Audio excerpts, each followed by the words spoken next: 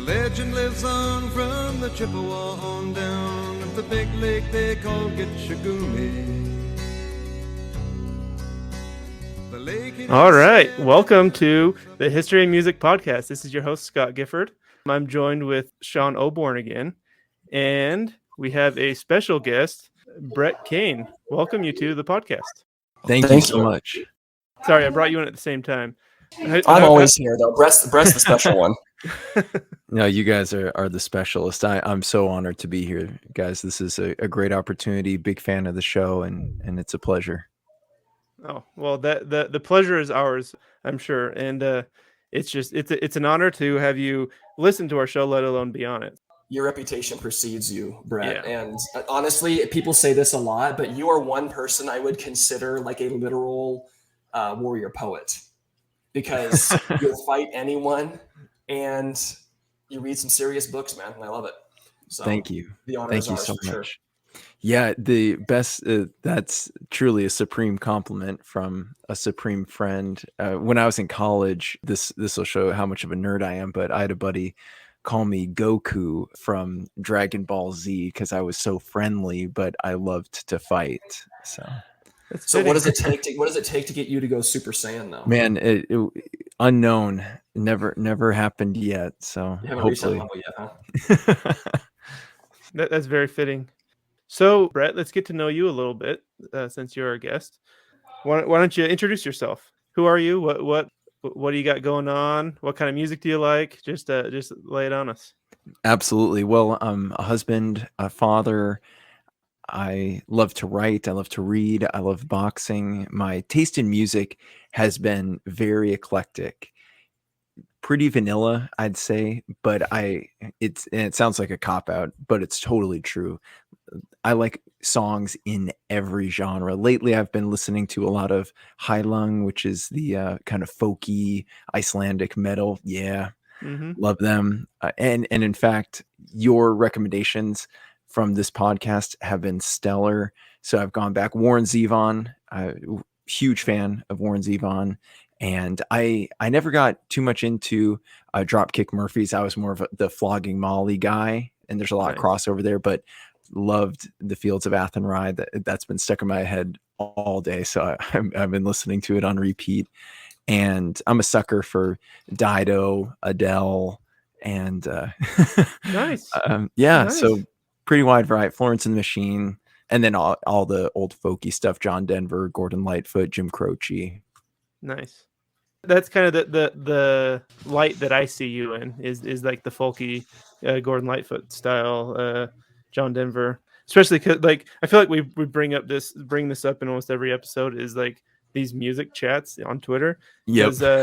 Because Sean and I are in one, and then Brett and I are in another one, and so we've all been Twitter mutuals for a while. I think Brett, I think I've been a Twitter mutual with you for like 2 years or something. Oh yeah. So yeah, go way back. But yeah, I feel like so Sean and I were we were like vibing on like some, I guess, like punk emo stuff from like the early 2000s, and then Brett and I were kind of vibing on Gordon Lightfoot songs. Anytime you submitted a Gordon Lightfoot song, it's like, all right, that's a top score. So yeah. If I'm feeling really emo, I'll listen to some A Day to Remember and so. Yeah, nice. I'll listen to anything. Like, yeah, you're right. These group chats have opened us up so much. Great Lake Swimmers, I'd never heard of them and got super into them from that group chat. So nice. Yeah, nice. And this podcast is so great. Thanks. You brighten every room because just all the compliments, and I'll take all I can get. So yeah. Well, it's become a meme now on Twitter, but it's like the Brett Cain not burying you in compliments challenge. Impossible. Impossible. Yeah, I heard from Brad Wilcox, and he said, never to withhold a compliment, and so that's what I'm trying to do. And my coworkers, they always say, "Oh, well, it ruins them because it's like crying wolf." But I'm like, I don't think, it's like. They're like, "Oh, it's inflation." I'm like, I don't think so. If it's sincere, like it doesn't lose its value. You tell your wife you love her every day. That's right. Right? I mean, I do too. Yeah. Yeah. They better believe it. Or else. You have to say it with feeling, right? Yeah. So the song we're discussing today, you guys are a couple Lightfoot heads. I am not a Lightfoot fan. Like we were discussing before the show, I had heard the name Gordon Lightfoot, and I knew he was kind of associated with like, I don't know, like sort of the hippie singer-songwriter kind of genre of music that was a little bit before my time. But I could not name a song that he did before like getting ready for this show, prepping for this show. I could not name a single song that he had written, sung, what influence he had on anybody. I didn't know anything about him. So like the song we're discussing today is Gordon Lightfoot's The Wreck of the Edmund Fitzgerald. Brett, we'll start with you. What is your history with this song specifically and or with Gordon Lightfoot? Absolutely. Well, huge fan of Gordon Lightfoot. And this song in particular, I absolutely love it because anytime you find a song that has a narrative and tells a story, particularly a true story, it has so much more meaning behind it. And I think that's something that's kind of lost in a lot of the popular modern songs nowadays that are very repetitive and have great beats. And there's, obviously incredible talent out there, but not so much narrative that I'm seeing. But this song, so this goes way back actually to when it came out, which was 1976. So my dad was 16 years old. He grew up on a farm, one of 12 siblings in Minnesota. And he and his younger brother, they were the last two boys in the house, my Uncle Ted, and farmhouse, no television set, books everywhere. And the boys got a transistor radio and they brought it upstairs to the boys' room, and this song came on and they were just blown away by it. And so my dad has got to see Gordon Lightfoot live. And when I first heard this song, I love the water. I love swimming. I love boating. I love sailing. I love fishing. And this song, it has that kind of rolling wave kind of quality. I've never been seasick. I can fall asleep on a boat easier than in a bed. And that's what it reminded me. And it's totally different genre, but it reminds me of that same quality as Sabaton's Bismarck. It has like that same, and any nautical song, it kind of has that, but I love the song. I love the story it tells. Gordon Lightfoot also kind of really helped me back before I met my wife. I was dating this girl and she was, just breaking my heart left and right. And so I listened to Gordon Lightfoot's If You Could Read My Mind, which is kind of a sad song. That was one of his more popular ones. And that all, right. A lot of covers of that. So Gordon Lightfoot has just been a mainstay. Carefree Highway, I sang that to my daughter when she was born and when I was trying to get her to sleep. And she loves The Pony Man, which is another one of his great songs. Cobwebs and Dust, Sit Down Young Stranger. Yeah, I could go on. He's got like 200 songs and I could listen to any single one of them on repeat forever. Nice, man. That's awesome. So you have a long history of appreciating Gordon Lightfoot that started literally before your time with your dad, right? That's awesome. So it's a multi-generational appreciation for Gordon Lightfoot. That's awesome. Scott, what is your history or fanfare for Gordon Lightfoot in this song? So mine isn't necessarily as rich as Brett's. I grew up in a family that loved music, especially oldies. We grew up listening to like all my parents' generation music, like Queen and Boston, and they loved Simon and Garfunkel, which is kind of folky, kind of like this. Lots of history with that. But we actually never listened to Gordon Lightfoot growing up, which was kind of, now that I've listened to him, is like kind of odd to me. But anyway, I didn't listen until probably after my mission. I heard this song and it just spoke to me. I like the rhythm of it, like you talked about, Brett. It's very like it just like pulls you in. His voice though is like I like will challenge anybody to find a better voice. Like he's not musically talented like a lot of other singers, but man, the timbre of his voice, I don't think there's anyone that comes close to Gordon Lightfoot. Although I think it should be noted that one of the things he's known for is playing a 12-string guitar, which has a unique sound to it, and it's a higher level of difficulty to play that, let alone play and sing at the same time. So I think there is some skill I did not know that. Yeah. No. I'm sure their skill. What I'm saying is that because I brought this up in other chats before, is that he's my favorite vocalist, and everyone brings up like these better, more technical vocalists. I just think his natural voice, just like the resonance of his voice, is just amazing. So, but yeah, like I said, I didn't listen to him till probably my lower 20s, but ever since then I've just been hooked on Gordon Lightfoot. It started with this song. And I've always been like a sucker for like an epic. I think most of us are, like an epic story. And this kind of takes not necessarily like a mundane shipwreck. It was a big deal, but it makes it like an epic story, right? It brings in like Indian legend, and it then it gets down to like the cook on the ship, down to like that lower level. But it just tells this really awesome epic story, and that type of thing pulls me in every time. So yeah.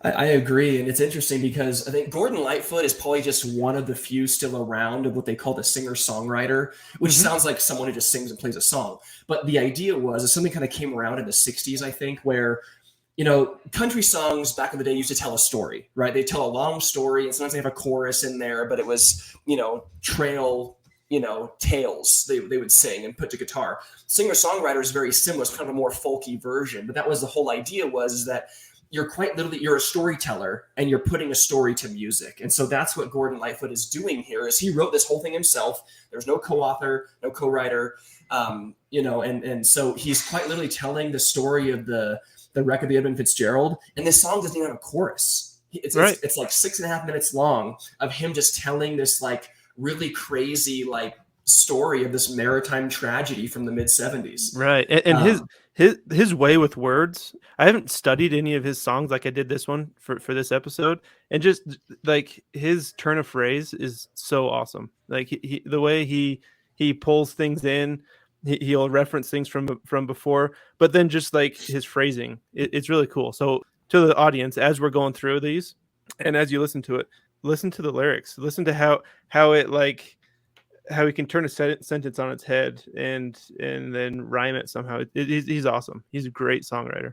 When I was reading about this song before the show, like sort of in preparation for the show, I read that. So we'll get into this more, but the wreck of the Edmund Fitzgerald happened in November of 75. He recorded this the next month, December of 75, and then released and then released a few months after that.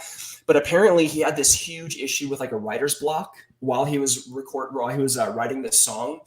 And his producer, and I think it was like his manager or something, basically told him, like, hey man, you're a storyteller, play to your strengths. Like, it doesn't have to be 100% accurate. Just tell the story. And so that's why he took like some minor artistic liberties, but the more important idea was to tell a true story. Mm-hmm. Which I think is pretty amazing.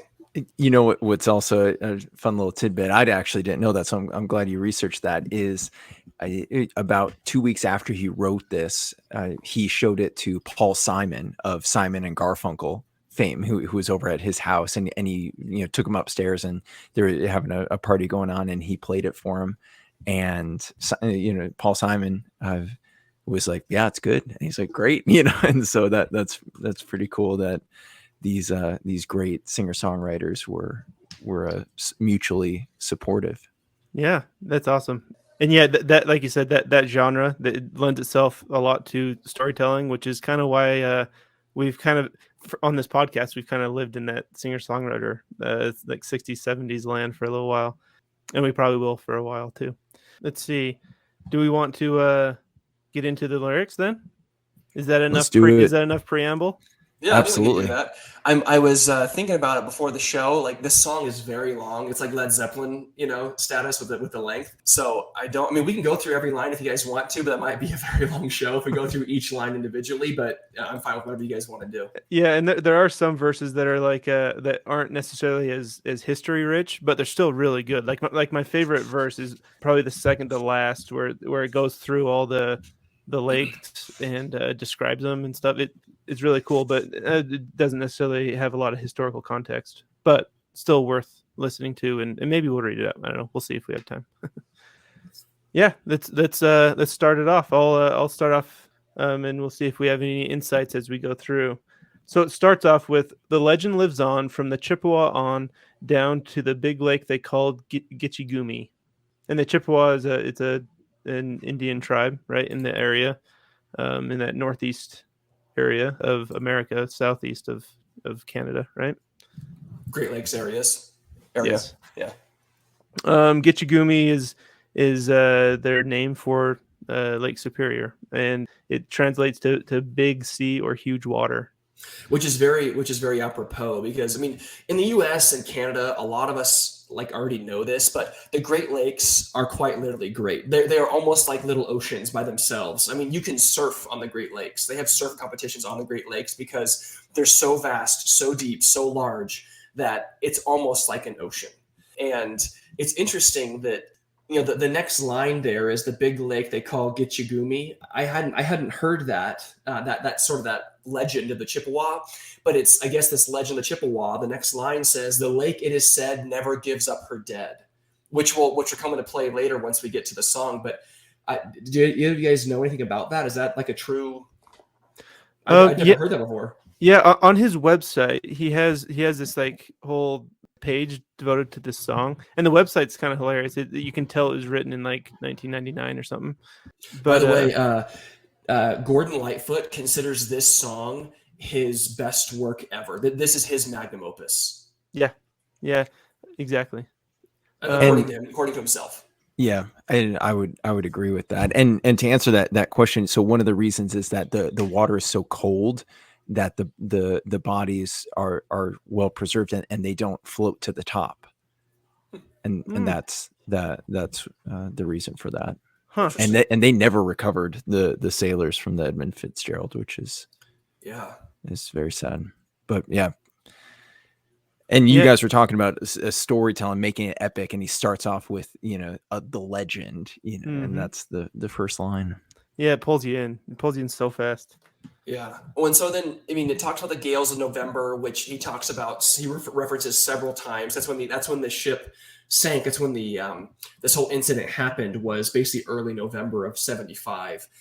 It's the next verse, though. It says the ship was the pride of the American side, because those that understand the North American geography, there's an American side and a Canadian side of the Great Lakes. And Gordon Lightfoot grew up. He's Canadian.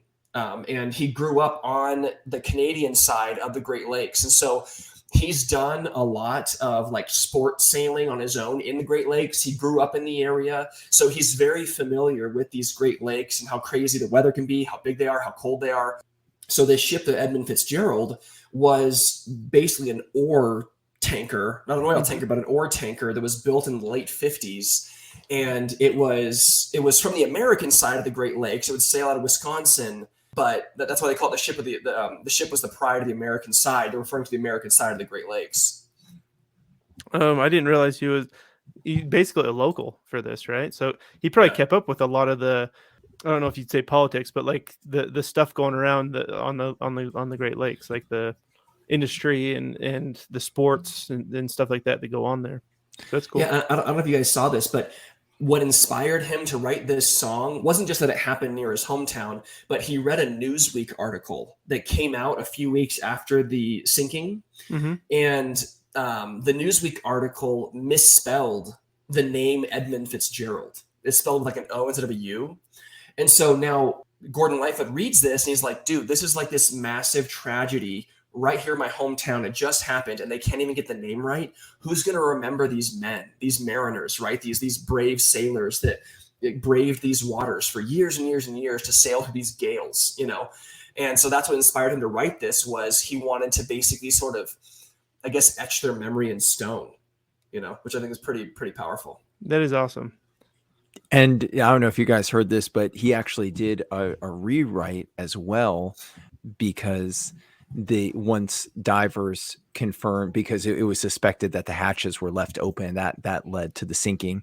Divers confirmed that the hatches were properly closed, and so he rewrote that and basically exonerated one of the sailors who was in charge of the hatches, who had, you know, taken the blame for that, and that sailor's mother, you know, was really grateful that he did that. So he was a very conscientious songwriter. To go in, like you said, it's his magnum opus. It's like it's his biggest contribution to music, is what he called it. To go in and change even one line to that That's a big deal. And so yeah, I think it was in like 2010 or something.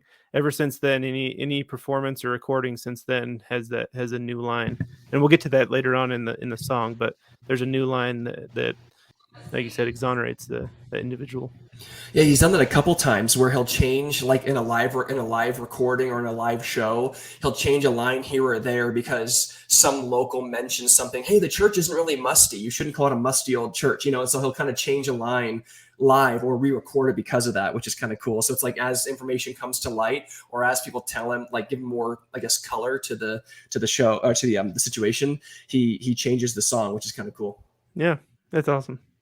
So yeah, so we're back to the song. The Pride of the American Side, coming back from some mill in Wisconsin. That's an artistic liberty I learned. It was coming from an ore like field or whatever, and it was actually in Superior, Wisconsin is the town, but it wasn't some mill. It was like an ore, because they were transporting iron ore is what they were carrying. Yeah, and he mentions iron ore in the previous verse, and then says it comes from a mill. I don't know if you mill iron, but I don't think you do. So maybe that's intentional to, like, I don't know. In Canada, you mill iron, I guess. No, yeah, that's kind of upside down up there. It's a Canadian thing. As the big freighters go, it was bigger than most, with a crew and good captain well seasoned. So at the time it was built in 1958, it was the biggest Great Lakes freighter, period, the largest. I think they called it like the Queen of the Great Lakes or something like that. But It was like the ship is massive. Like it's a huge tanker. It's like, think of like a Titanic. This wasn't some little boat like, Perfect Storm type thing. This is a massive ship. And at the time it was built, it was the largest of any of the Great Lakes. And to date, it remains the largest ship to ever sink in the Great Lakes. Wow. To date, huh? Mm-hmm. So keep going. Yeah, no. It mentions a good captain, well seasoned. The captain's name was Ernest M. McSorley. McSorley, yeah. Sorry. He had like 40 years of experience. He had commanded 9 ships prior to this one, so he was very well seasoned. Yeah, I think he was in his 60s. I think at the time he died, he was in his 60s. That would make sense if he had 40 years of experience. So yeah, that just kind of goes to show what they were dealing with. So speaking of what they were dealing with, the gales of November, apparently that has to do with warm, moist air coming from the Gulf of Mexico, mixing with the dry, cold air from Canada, and sometimes they hit right over the lakes, and that's what they call the gales of November. Or later on in the song, he calls it the Witch of November, which as in WITCH. And they actually get into that into verse 3. Yeah. And they have this freezing rain, hurricane, west wind. And I was looking this up before the show, and like this. So what it was is they were sailing from Superior, Wisconsin, all the way to this little island outside Detroit. The song says Cleveland, but it was Detroit. Basically, while they were sort of pretty close to part of, I think, Michigan, they came into like this just massive storm. What's interesting about this is that we still don't know what sank the Edmund Fitzgerald. All theories agree that the weather had played a part, but no one actually knows what brought it down. But what they confirmed from recreating the storm, from eyewitness accounts, from another ship that was kind of tailing the Edmund Fitzgerald, is that she was getting battered with 35-foot waves and winds that were up to 60, 70 miles an hour. And every once in a while, you'd have a rogue wave that was 45, 55 feet high that would just swamp the deck with water, which the scale of something like that is scary. And this is on a lake. This isn't even the ocean. You know, it's crazy. To think of that's wild. So yeah, speaking of that, I encourage you to go Google this and then look at the Google images. Google the wreck of the Edmund Fitzgerald. Look at Google images, because there's some really cool depictions of what this must have been like. And it shows the scale of these waves. And the ship is huge, and the waves are just like dwarf it. So what I always think about when I see these things is I always think like, this is modern, this is the 70s, right? Our parents were alive. Could you imagine like Columbus or the dudes crossing the ocean and these like wooden ships on these massive waves? I'm like, dude, like the guts it takes to do that, it just boggles my mind. Yeah. And we see that, just that acceptance, because I mean, obviously the technology has improved, but any nautical endeavors are pretty much equally as dangerous as they've ever been. In a lot of instances, I actually had a family friend who drowned in Lake Michigan. I grew up outside Chicago, and Lake Michigan, one of the Great Lakes, smaller than Lake Superior, obviously, but still just as dangerous. And we'll see that later in the song. There's a really good line to that kind of stoicism and resignation and acceptance that the ocean or the seas or the Great Lakes, any body of water, is a good mother, but a harsh master, and it can just change in an instant. She's still a cruel mistress. Yeah, and changing in an instant is that everything I read mentioned that the weather could change on a dime. Like they might have been in sunny skies like 15 minutes before this crazy storm hit them. And then you mentioned the history of ships being on the ocean with these big waves, like the guts that it took, but also the skill that it takes to manage those type of waves. That comes back to this well-seasoned captain. He knew what he was doing, but I mean, sometimes nature gets the best of you, no matter what. Yeah, and from what I was reading about this, the Captain McSorley, he was kind of a Chad in a bit of a way. He was kind of known for like the guy who would go out in a storm. Like he was kind of known for, no, it's just a little storm. The ship can make it. She can handle it, Oh, really? And so this wasn't his first bout with bad weather in the Great Lakes, though. And so that's just one thing he was known for. And he was actually somewhat blamed for it later, because a lot of people, people that had sailed with him previously and stuff were like, hey, if he had just like taken a break, if he hadn't pushed the ship so hard, this wouldn't have happened. We'll never know. But it just goes to show you that he had sort of a small reputation for that. Huh. Yeah, I could see being frustrated at like it finally caught up to him type of mentality. All right, so we've actually come up on the line that was changed in 2010. Oh yeah, okay. So this is the one where it talks about the cook, right? We mentioned a little bit earlier. You can go ahead. Now, this is artistic license, because we don't know what they said to each other on deck. The only eyewitness accounts or transcripts we have of this is the Edmund Fitzgerald was not necessarily limping, but she had some damage. I think like her like radio was not working. There's a couple of things that were broken on the ship that limited her view, and also like her like radar, for example. And so all she could basically do is communicate with this ship that was like a couple miles behind her and say, hey, I'm kind of driving blind here. I can't see any lights. We're doing sounding measurements, and so there's another ore freighter that didn't sink that night, that was a couple miles behind her, kind of guiding her to safe harbor. And so any phrases or things that we've heard from on deck is when the Edmund Fitzgerald radioed back to his other ship, and that's all we have, because no one survived. So we don't have any kind of, no one else saw it happen. No one else talked to the Edmund Fitzgerald except for this one ship. But sorry, go ahead. We're in verse 4. All right. So it says, when summertime came, the old cook came on deck saying, fellas, it's too rough to feed you. At 7 p.m., a main hatchway caved in. He said, fellas, it's been good to know you. So they changed, when the hatchway caved in, he changed it to it grew dark. So when the hatchway caving in, that kind of implicates someone didn't shut the hatchway, right? I think it was the Coast Guard's, because part of the issue is they were near a Coast Guard light, like a lighthouse, but it wasn't functioning, or their beacon was off. And it was sort of a comedy of errors. Like the ship had some stuff broken. The Coast Guard didn't have, like, they hadn't replaced the batteries or something like that on their radio. So there was a couple things that sort of contributed to this. But after they did investigation, I think it was the Coast Guard's position was, oh, well, deckhand so-and-so didn't close these hatchways. Right. And when these big waves crashed in on the deck, it basically flooded the compartments, like the cargo area. Yeah. And so the ship no longer was seaworthy because it was basically swamped with water.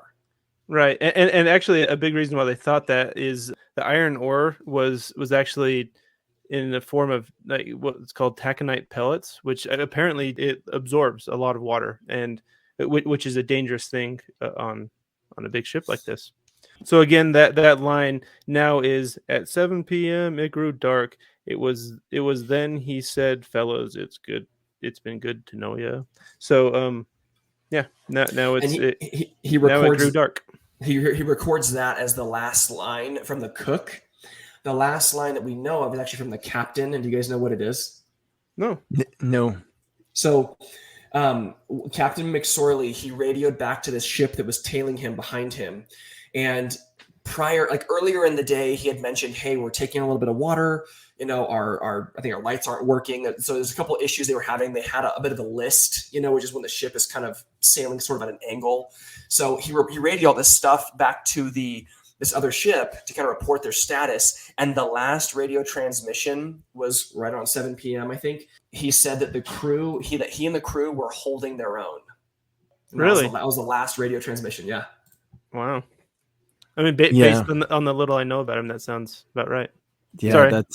no, and it's cool. I was talking to my dad about this song, and that line, where it says it's too rough to feed you, and then it's been good to know you. He really resonated with that, even as a 16-year-old. Just that kind of like, I don't want to say resignation because it sounds, but I mean just like that stoicism, like, all right, like bring it on, like, okay, whatever, and which is kind of cool, like obviously this is a tragedy, and I'm sad that those 29 men lost their lives, but the idea of holding your own, and it's kind of the name of the game. And when you go out, like, you don't want to go out with a scream or a whimper. You just want to be like, all right, guys, see you on the other side.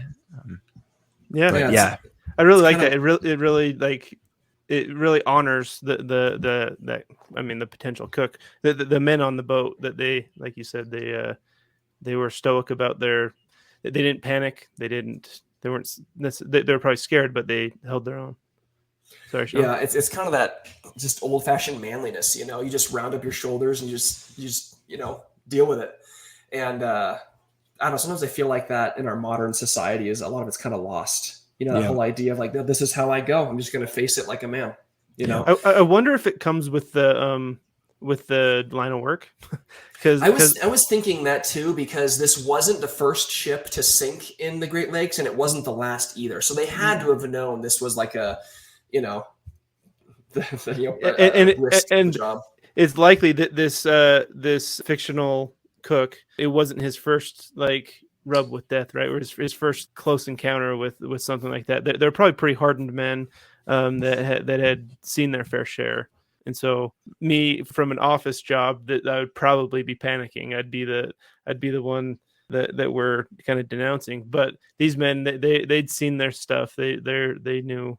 And so that's what I meant when it comes with the line of work, I think. You're being too hard on yourself. I can tell with that beard, you'd be at the helm. You'd be the bravest one on board. And one thing that's kind of cool is they talk about the cook, and cooks kind of get overlooked, I think, on ships. But there's another great folk song called The Mermaid, and the cook plays a big part in that. And talking about that kind of stoicism, it reminds me of your previous episode with Michael. Like, yep, I'm going on this slave or this prison ship for the colonies in Australia, and you're just going to have to raise our child with dignity. So, it reminds me also, obviously this is another tragedy, but September 11th and Flight 93 with Todd Beamer saying "Let's roll." When they were, I think that I would love to recapture that spirit. And I think some of these folk songs are good templates for manliness. Yeah, it's like you said. It's like, it's not. I mean, you could say it's being resigned to your fate, but it's almost like accepting it. Okay, this is it. This is how I go. Let's do it. You see this a lot in combat. A lot of guys at war do this kind of stuff. And my thought as like a fan of history is, what would I do in this situation? Like, would I put the life jacket on and try and keep it cool for the other guys around me, and then just know deep down this is how I go? Or would I be panicking and like jumping overboard, like trying to swim to the nearest, dock or whatever? Yeah, it's a good thought exercise. I think without going through this thought exercise beforehand, you won't be prepared for when this does happen. So I think maybe songs like this, stories like this, subconsciously prepare us for these events. Continuing on, it mentions what's that? We're in verse 6. Sorry, go ahead. Yeah. It mentions how close they were to Whitefish Bay, and I was looking up the map and they were really close. He says maybe 15 minutes. If they were 15 minutes ahead of the storm, they might have made it. And we'll include a link to the map in the show notes. But it's close. Like they had a pretty long journey, and they were just inching down to it when the wreck happened. So that's kind of some cruel, a cruel part of the story was just how close they were. I don't know if it was close enough to swim though. No. It wasn't that close. So the lake is big, and so they were still out in the middle of it. But compared to how long they had gone, they probably had like a tenth of the journey left, type of thing. Yeah, or they were pretty close to safe harbor. I mean, it says 15 more miles, which they could have made, and I forget what the speed was. They could have made that in like 20 minutes or something like that. Right. So. Yeah, the end of this verse, it really, really hits hard. It's like that. And he just goes on and kind of is like, they might have split up, or they might have capsized, or they might have, broke deep and took water. Like, we're just not sure. We're still not sure exactly what happened. But this line is really powerful. And all that remains is the faces and the names of the wives and the sons and the daughters. And that's, my wife always reminds me of that. If like I'm, getting kind of aggro and want to do something like potentially dangerous, she's like, you can't abandon us. And obviously these guys were earning a living and working, and not, and we don't know, the captain, whether or not it was an unnecessary risk, but back in the 70s, you had to get the job done. You're not going to get paid if it's not done. So it is, I think they really probably weighed that in the balance. Yeah, that's something growing up I heard so many times from my mom and my dad. Was the talk she gave my dad when they got married was, as soon as you get married to me, you're done doing crazy stuff. Like, you're not jumping out of a plane, you're not doing anything crazy, because now you have real responsibility, you have people counting on you. And so yeah, that line, you're right, it does carry a lot of weight to those that everyone has family. Everyone has brothers and sisters and moms and dads.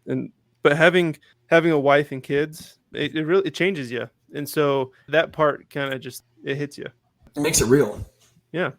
Like I said, this song does a really good job of keeping it epic, as well as like adding the flavor of this hyper realism of like the people on the ship. Yeah, there's a quote that came to my mind. It's actually a Joseph Stalin quote, but maybe we'll just edit that out. We'll just say it's a good quote. We won't say who it's from. But this is during wartime, but he said that one death is a tragedy and 1 million deaths is a statistic. And I think part of what he's illustrating there is that sometimes when you read about stuff in the news, 300 people died in a landslide in Colombia or whatever, sometimes like, oh, wow, that's crazy. But these are 300 individuals that have wives, children, husbands. Like, these are people like you and I, and that's one of the things I love about studying history. And I think I've told you this before, Scott, is like just realizing like these people are accomplishing great things, or had great things happen to them, or momentous things happen to them. And they're people like me. You know what I mean? They're just, these aren't people that, these aren't like some, great Greek philosopher. These are just men doing a job, they just happen to be in the wrong place at the right time. And Gordon Lightfoot wrote a song about them, but they're people. The youngest guy on that boat was 20, and the oldest was the captain, like in his 60s. So there's definitely guys that had families there. And adding that line is all that remains is basically the people that left behind, definitely amps up the realism. For sure. So this next verse, this is my favorite one. I just love the way, like, how succinctly he like runs through the Great Lakes. Luckily, we have a guest here with an excellent voice, so I'm going to put Brett, you on the spot, and have you read this one, because next to Gordon Lightfoot, I think maybe a second is Brett Cain's voice. So absolutely. Well, I could say the same about you guys. Lake Huron rolls, Superior sings in the rooms of her ice water mansion. Old Michigan steams like a young man's dreams. The islands and bays are for sportsmen. And farther below, Lake Ontario takes in what Lake Erie can send her. And the iron boats go, as the mariners all know, with the gales of November remembered. Yeah, man, that's powerful. This is I slept on this verse, but you're right. I I think it's interesting that, you know, they paint Superior as singing, and they anthropomorphize Superior as her, as female, you know, and we see that with the sea as well, that, Mhm. you know, she never gives up her dead. And I think that it's interesting. Yeah, there's lots of really like sharp visualizations in that, like the ice water mansion. Yeah, I Like like that line because I would not think of a lake and like ice water mansion. Like that's good, man. it's crazy. Yeah, this guy, whether he had writer's block or not, like he freaking did his thing. He's awesome. I love that. He's a poet.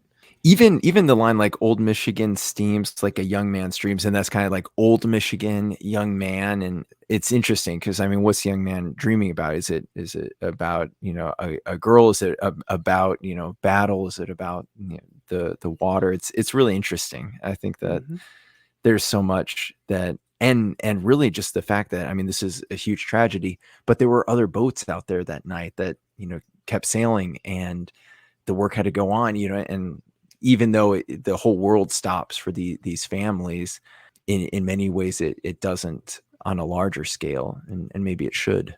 Yeah, that's beautiful.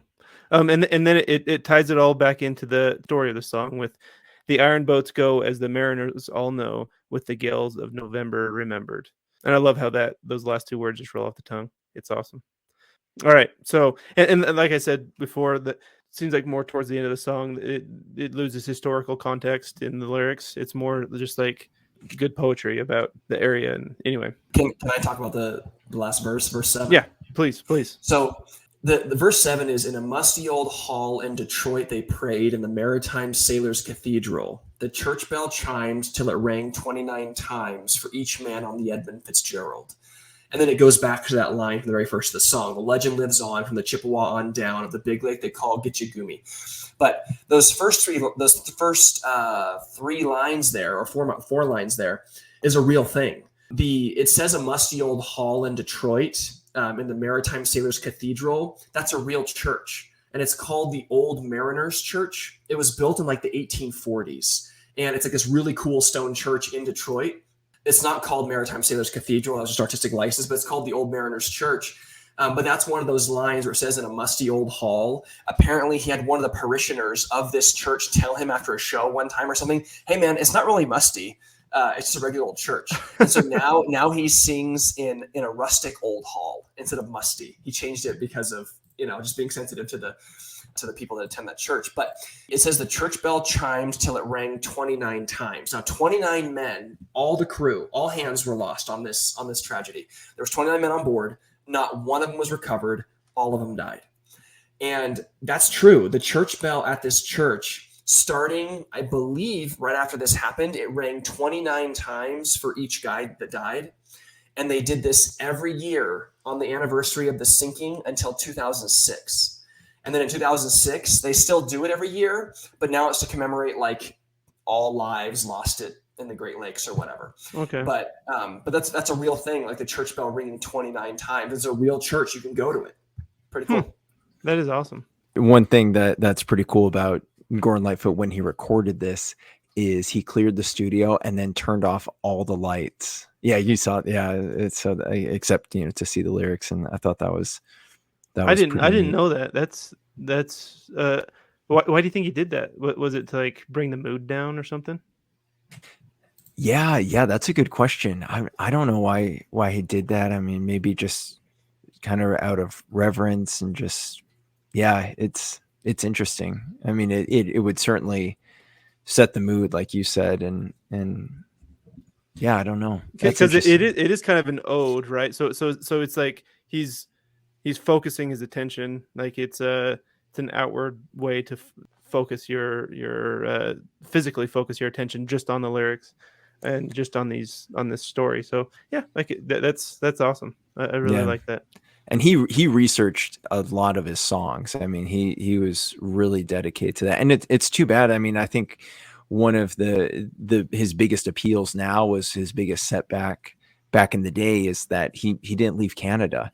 and his songs were, I think it was Early Morning Rain was recorded like 300 times, like 300 different covers, people were like reaching the top of the charts in the States with his songs that he had wrote, and he couldn't, make it big in Canada for a long time. I didn't know that. Yeah, I was reading he moved to the U.S. like I forget it was like L.A. or New York or something for a very short time, hated it, and moved back to Canada. Has lived there ever since, and he only comes to the U.S. to tour with a visa because he doesn't want to live here, which is kind of amazing. But you're right, the guy is prolific. Like I'm looking right now, his discography is like the guy has written like his catalog is amazing.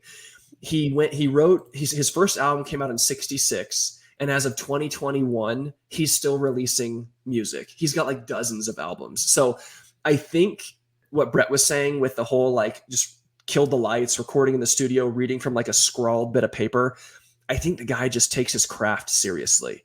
And Gordon Lightfoot and a lot of the other singer-songwriters of his era, they're like bards, right? Like this is their gift, is being able to tell a story set to music, just like the old bards used to do, tell these heroic tales and have people's memories live on. They were saying that the guitar riff, he came up with this in this song, he did just on his second take, he did it. And then when he recorded the words, he cleared the studio, had everyone get out, killed the lights, and then just sat in there with one light on, illuminating his pad of paper, and just did it like that, which is like, I mean, it's kind of cool if you think about it. Yeah, that is. I mean, we said that the captain's a Chad. I think he's this guy. He's a true artist. Like that's amazing. Talk about his discography. Like one of the things that prevented me from getting really into him was just how daunting his how many, like, where do you start? You can start at the beginning and work your way through, but man, that's a lot of music. I got to give a shout out to my mama, because she's a great musician as well, and she plays a 12-string guitar as well, so that's pretty cool. One thing that I really like about him, and I just found out that Gordon Lightfoot at 83 years old is going on tour this month, so, and we'll get him on the show. But his so he was married and then divorced and then remarried, and I think he's got 5 kids. But when he got divorced from his first wife, and he wrote, if you could read my mind, one of the lines in there is, I'm just trying to understand the feelings that you lack. And his daughter was like, hey, wasn't it like both of you guys? And he's like, oh yeah. So he changed it to the feelings that we lack. And so, yeah, very, very conscientious. I think he's a responsible songwriter. Yeah. And I like that you said bard. That's cool imagery. Sorry, I didn't mean to cut you off there, Scott. No, you're good. No, I think you're right. He's a very conscientious person. Like the fact that he's changed so many of his songs like that, and then this story, that's crazy. That's awesome. And yet the whole vision, to kind of go meta a little bit again, the whole vision of this podcast was to, like our kind of tagline on the website is to pay tribute to the immortalizers, to give the bards like their due, right? And I think that, like, you guys are right, that he fits that mold so well. And again, we might have found another songwriter that might fuel a couple more episodes here of the podcast. I mean, as long as Brett wants to come back, we can do Gordon Lightfoot. Heck yeah, songs. Man. Heck yeah. This is so much fun. Like they say, a picture is worth 1,000 words, but a song's worth 1,000,000, Yeah. I think that's true. This one. For sure. And I'm sure there's been many more and much more intelligent conversations about this song, but this one, like, it really comes from the heart. It's hard to not listen to and talk about the song without like feeling something, right? Yeah, I'm glad to have you guys with me on this and going through it, because you guys are like, I can feel the passion and I can feel the love for this song. So yeah. Thanks, man. In my case, it's newly acquired. Well, you definitely did your research. So that's awesome. Well, I had to. I know we had Brett come on the show, and I can't look like a fool in front of Brett Cain. So So I'm like over here listening to every song that Gordon Lightfoot's ever done, reading every article about him. Well, and that's kind of the problem with you'll see with history podcasts is you do so much research. It's hard not to just say everything, right? You have all these cool facts bouncing around in your head. So thank you to the audience for bearing with us on not falling asleep.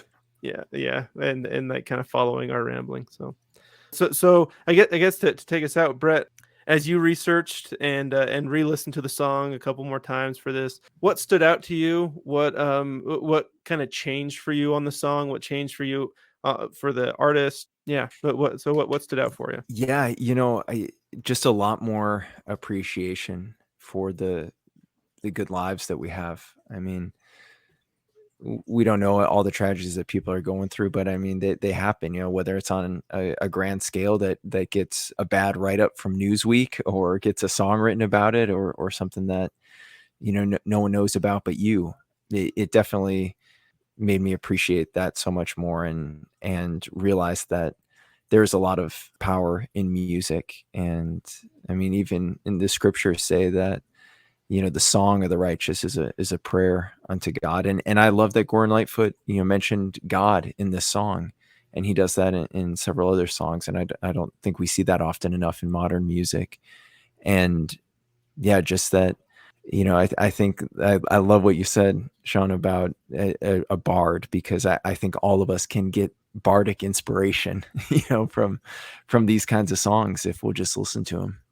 Yeah, I like that. In a way, anyone that creates is kind of a bard in a way. Anyone that creates something is trying to immortalize something. Is like, even if it's a painting or a poem or a post on Twitter, you're trying to like commemorate or like preserve. And so this is kind of a while I don't think I know I'll never be as good of a lyricist or as good of a writer or anything as Gordon Lightfoot, but it's something that makes me want to commemorate things like he did. We're all going through some crazy stuff, right? There's no shortage of disasters. I think it's important to things that are important to you to write about it, to paint about it, to do something, right? I mean, maybe even do a podcast about it, like we're doing. Yeah, we're doing our part. Not really, though. There's always more to be done. I think of it as like adding to the culture. Culture is a word that kind of gets misused a lot, thrown around a lot nowadays. But I consider what Gordon Lightfoot is doing as like it's a cultural thing, right? He's telling the story through a very North American Western type of method, right? It's singing, singer-songwriter, and so it's not unique to the United States or Canada, but he's telling a story of something that happened here, commemorating people in a way that is sort of unique to where we live, and it's adding to the culture. And so, like what you're talking about, Scott, when any of us create something like that, culture is anything we think, make, or do. And so this is definitely, adding to that canon, that corpus of our culture. And it's the culture of us, North Americans, Canadians, Western European descendants, however you want to classify it. Very and as we learned here, history doesn't have to affect, like we learned about last episode with the Great Potato Famine. It doesn't have to affect millions and millions of people. Like, this was 29 people and their families, and then whoever wrote that bad article in Newsweek. That's who it affected. But it's continued to affect many people because of Gordon Lightfoot. And there's been a lot of other stuff about it. I think there's been a lot of documentaries and different things, but I think Lightfoot kind of takes the cake. Anyway, we're going long. I want to respect you guys' time. Getting kind of late. Thank you so much. Yeah, thanks for coming on the show. I was say thanks for coming on the show, Brett. But before we close off, where can people find you, or is there anything that you want to plug before we log off? Yeah, I want to plug this podcast. This is awesome. Well, they're already listening love to this it, show. Yeah, and of course the Cold Bow podcast as well. Really enjoyed that. I would love to connect with our listeners here. I'm on Twitter at Brett W. Cain. That's BRETTWCAIN. Brett W. Cain. Wrote a couple books. I've got a podcast, the Ironside Podcast. Want to get you guys on, and I know we're looking at. Sorry, we're back. There were some technical difficulties. Our recording stopped in the middle. We turned off all the lights in the studio, just like Gordon Lightfoot did, and did not go well. November gales strike again. So you were in the middle of complimenting us again, Brett. So continue. Yes, absolutely. No, Great podcast. Thank you so much for having me on it. I know you got some more great guests lined up and more great songs. It's a lot of fun. I think more people need to get interested in history, and I think tons of people are interested in music. So thank you guys for having me on. And if people want to find me, I'd love to connect with you and talk about Gordon Lightfoot or talk about boxing or talk about anything. You can find me on Twitter at Brett W. Cain. And also I've got a podcast that you guys will be on, and that is the Ironside, one word, Ironside podcast on most platforms. Yep. He's also an author. He's got 2 books that are for sale at your local bookstore, and I think you're working on a 3rd, aren't you, Brett? Correct. Yeah. So that should be done this month. Nice. Do we need to bully you to get that done on time? Yes, you do need to bully me to get that done on time. So please tell your friends, bully me. You can call me all sorts of names, and will do. Cool. Thank you guys. This was awesome. I love this. I can't wait to listen. I don't want to speak for Sean, but I think this was probably our best episode. I really enjoyed it. I judge how good an episode is by how much I enjoyed recording it, the conversation. So this one was up there. Really good. So thank you, Brett, for coming on. Thank you for picking this song. Yeah, it was really cool. It's all because of you, Brett. Thank you for gracing us with your presence, man. No, yeah. Thank you guys. I love you guys. God bless you both. Right. And this is the time where we ask you to subscribe to our podcast, to like it, to share it. If you enjoyed it, and if you have any ideas for songs, hit us up. Let us know. You can find our @. We'll put all our contact information in the show notes. Go look at it. We'd love to have anybody on. If you have a passion for a song, I bet with historical context, hit us up. We want any genre. Yeah, and if you know musicians too, like we're gonna get Gordon Lightfoot on here. So if you guys have Gordon's number, let us know. Share this episode, man. Blow it up so we get Gordon on here. Yep. He's going on tour in a couple months. He needs to promote his tour on our podcast. Yeah, he needs the advertising. We can boost his numbers here. All right. So, awesome. Well, thank you guys. Yeah. Likewise. And we will go out with the song. So enjoy.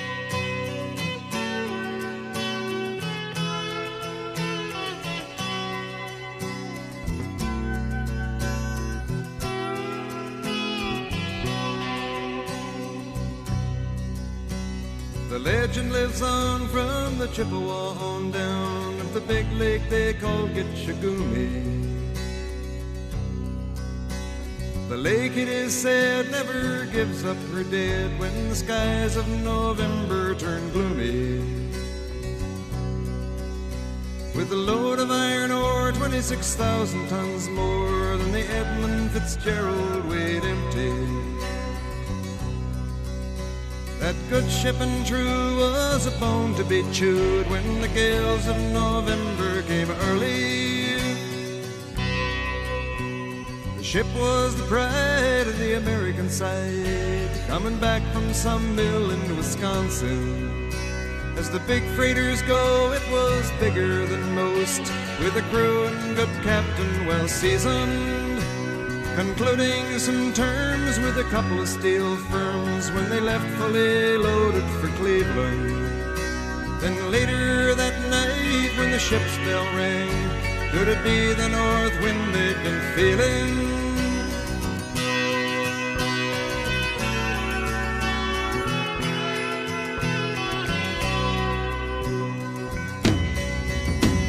The wind in the wires made a tattletale sound, and the wave broke over the railing.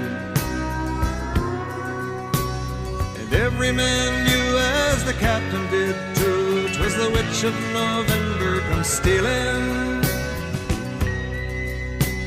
The dawn came late and the breakfast had to wait when the gales of November came slashing.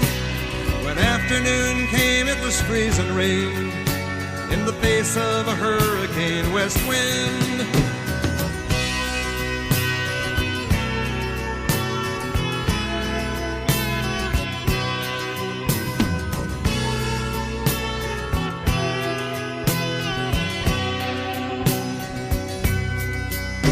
When supper time came, the old cook came on deck saying, "Fellas, it's too rough to feed you.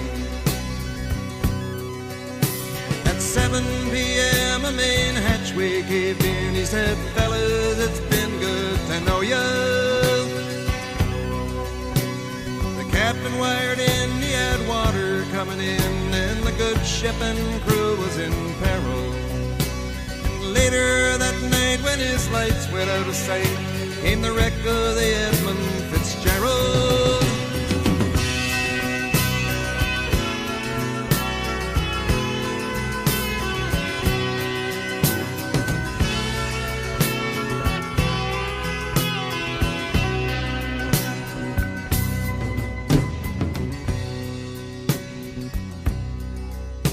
Does anyone know where the love of God goes when the waves turn the minutes to hours? The searchers all say they'd have made Whitefish Bay if they'd put 15 more miles behind her. They might have split up or they might have capsized. They may have broke deep and took water. And all that remains is the faces and the names of the wives and the sons and the daughters.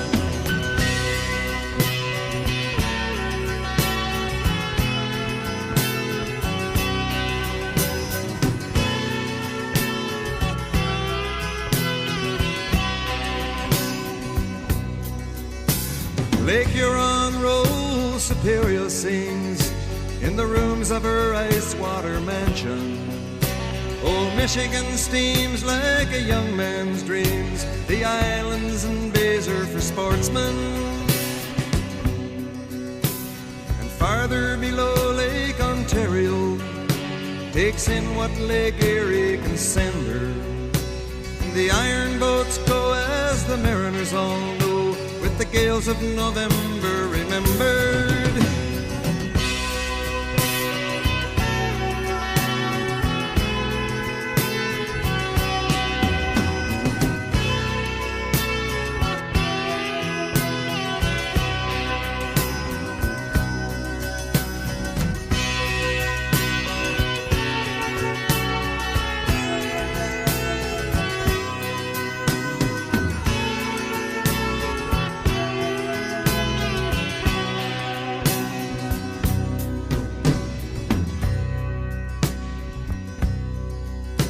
In a musty old hall in Detroit they prayed in the maritime sailors' cathedral.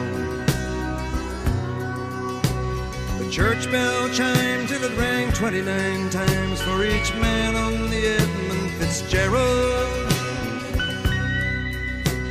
The legend lives on from the Chippewa on down of the big lake they call Gitchagumi. Superior, they said, never gives up her dead when the gales of November come early.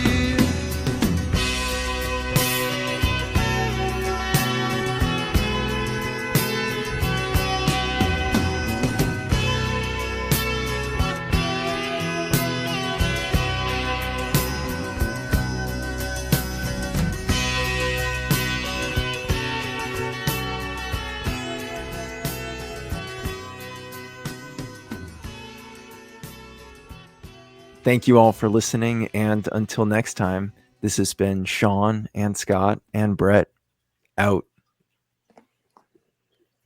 Awesome. Thanks, dude. Thanks, guys. Good night. Yeah, good night. Have a good night, guys.